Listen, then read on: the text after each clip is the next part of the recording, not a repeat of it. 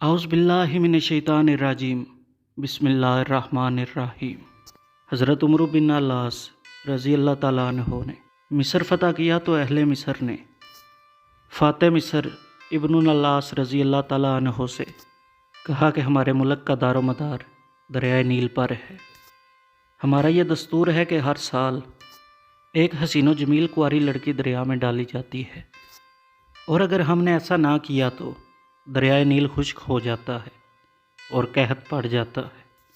حضرت عمرو بن العاص رضی اللہ تعالیٰ عنہ نے انہیں اس رسم سے رکنے کا حکم دیا، اور جب دریا سوکھنا شروع ہوا تو حضرت عمرو بن العاص رضی اللہ تعالیٰ عنہ نے یہ واقعہ حضرت عمر فاروق رضی اللہ تعالیٰ عنہ کو خط میں لکھا۔ جواب میں آپ رضی اللہ تعالیٰ عنہ نے فرمایا، دین اسلام ایسی وحشیانہ اور جاہلانہ رسموں کی بالکل اجازت نہیں دیتا، اور آپ رضی اللہ تعالیٰ عنہ نے دریائے نیل کے نام ایک خط لکھ کر بھیجا، جس کا مضمون مندرجہ ذیل ہے: بسم اللہ الرحمن الرحیم۔